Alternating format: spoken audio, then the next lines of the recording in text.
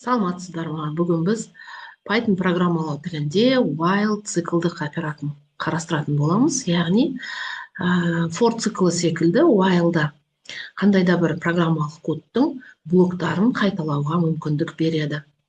While циклын қолдану үшін, яғни түрлі жаңағы көбейтінді есептеу, қосынды есептеу, факториал есептеу, тізімдерді есептеу, массивтерді қолдану, яғни қадамы нақты болған жағдайда көбіне while цикл қолданылады. While циклы кезінде міндетті түрде шарт беріледі, яғни жаңағы циклдың ең соңғы мәніне қатысты қандай да бір шарт. Егер де шарт орындалмайтын болса, кейбір кезде цикл тоқтамай қалады, яғни программа зависать етіп қалуы мүмкін, сондай проблема туындауы мүмкін, шарт дұрыс жазылмай қалуы мүмкін, және де циклдан шығу үшін break деген оператордың қолданылу немесе қолданылмауы туралы кейбір кезде шешімдер қабылданып жатады. Және де while мен for циклының айырмашылығын қарастыратын болсақ, while циклы шартқа негізделген, шарт шын болғанда цикл есептеуді орындап отырады. Ал for циклы қандай да бір мәндер тізіміне немесе мәндер диапазонына негізделген белгілі бір элементтердің санын қайталайды, және ол статикалық цикл болып табылады. While циклын нақты жобаларда қолдану, яғни пайдаланушылардан қандай да бір нақты форматтағы деректерді алу үшін қатесіз енгізуді мүмкіндігін береді. Сонымен қатар while циклы математикалық логика бойынша есептерді шешуде тиімді құрал ретінде пайдаланылады, және де кодтың үздіксіз орындалуын қамтамасыз етіп, белгілі бір шарттар орындалғанша жұмыс жасайды. Шарт тексеріледі, яғни шарт деген мысал ретінде қарастыратын болсақ, қазір for циклын қарастырған кезде біз 1-ден 15-ке дейінгі сандардың қосындысын қарастырдық. Енді мысал үшін 20-дан 40-қа дейінгі 20-дан 40-қа дейінгі сандардың көбейтіндісін қарастырайық. Сандардың көбейтіндісін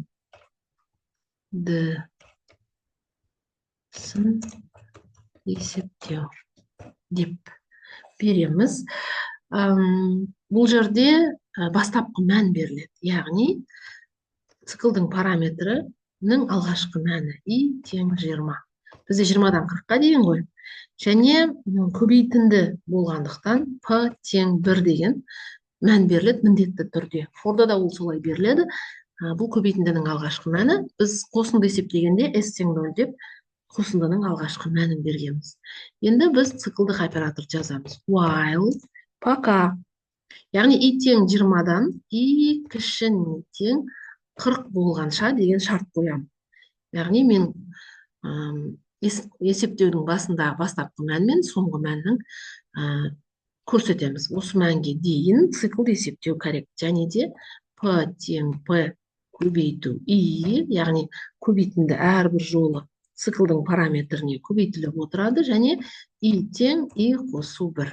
Және циклдың параметрі әрбір жолы бір мәнге көбейіп отырады. Print түсініктеме мәтін жазамын. Көбейтінді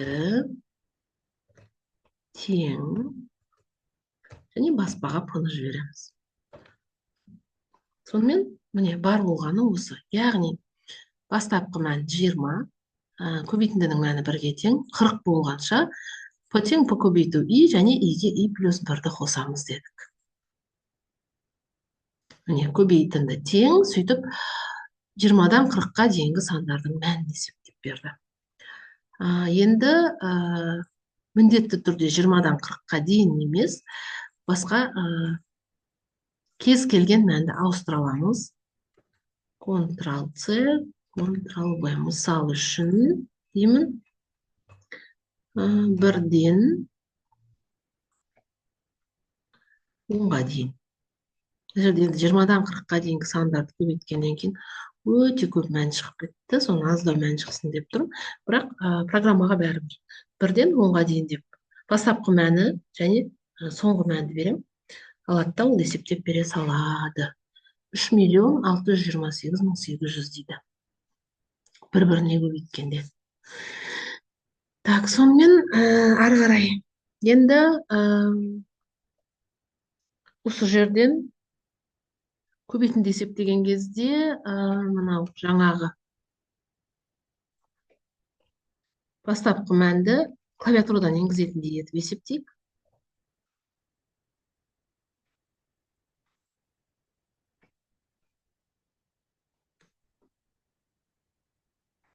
Клавиатурадан енгізетіндей етіп жақшаның ішінде input, жақшаның ішінде түсініктеме мәтін жазамыз. Введите начало диапазона деп жақшаны жабамын. Ары қарай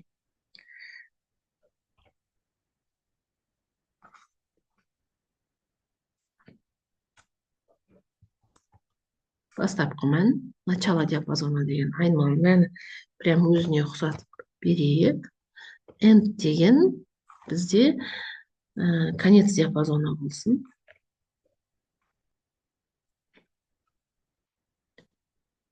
Введите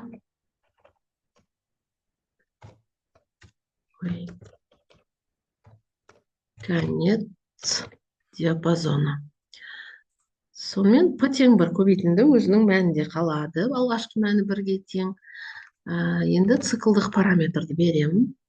И тең бастапқы мәнінен бастап, старт.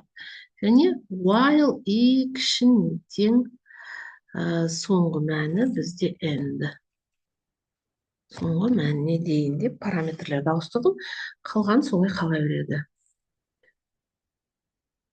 Так, input бір жақша қалып кетті осы ғой.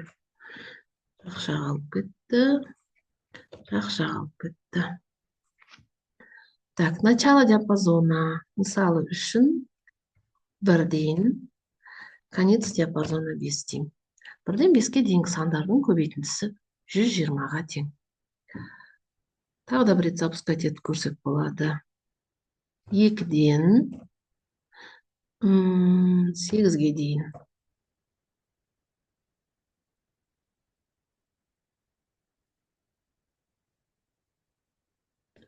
Сонымен біздің программамыз жұмыс жасап тұр. Енді бір есепті сіздерге қарастырайық. Бұл жерде біз қайта-қайта банкке салдық, және де депозиттің бағасын есептедік. Енді кредит есептеп көрейік. Яғни есептейміз. Банктік несие қарызын есептеу. Жазамыз.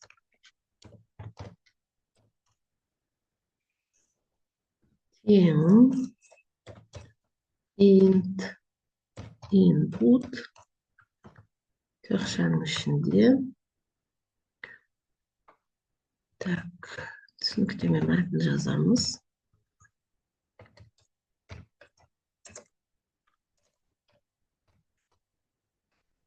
Введите сумму кредита. Дальше. Проценті кредиттің. Процент деп жазамыз. Айнымалын мен өзім беріп жатырмын. Қазақшалап, прям несие деп ағылшын әріптермен жазып қоюға да болады. Процент дегенді пайыз деп жазып қоюға да болады.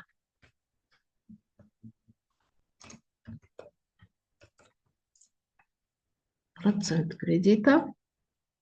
Процент банка деп жазайық. Процент кредита деген. Процент банка. Так, тағы да неше жылға, яғни years деген беремін. Неше жылға input введите количество лет деген жазамыз.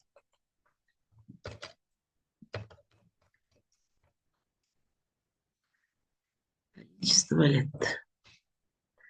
ары қарай цикл енгіземін. For i in range, яғни қай аралықта бір жылдан бастап әрбір жылға бір қосып отырамыз. Қос нүкте. Есептейміз. Кредит тең кредит плюс, бұл енді бізде формула. Кредитті көбейтеміз процентке, бөлеміз 100-ге.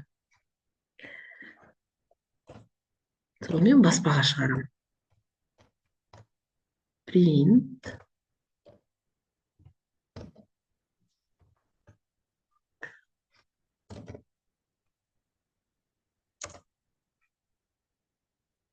жылды баспаға шығарамын. Years. Дальше. И қарыз қанша болады? Әр жылы қарыз қанша болып отырады екен?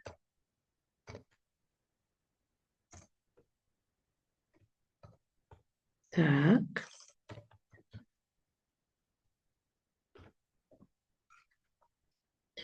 Запускать етіп көрейік. Введите сумму кредита. Мысал үшін 1 миллион. Процент банка бізде кемі 22 шығады. Количество лет, мысал үшін 3.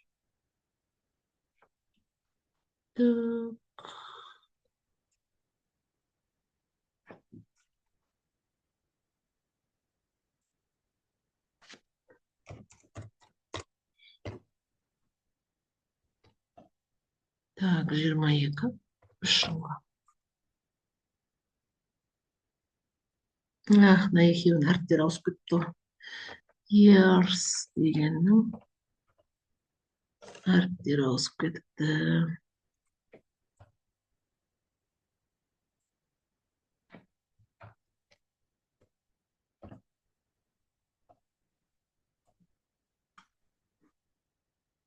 Үшінші жылы қарыз осылай болады дейді. Егер де мен мынау принтті мына жерге жазатын болсам,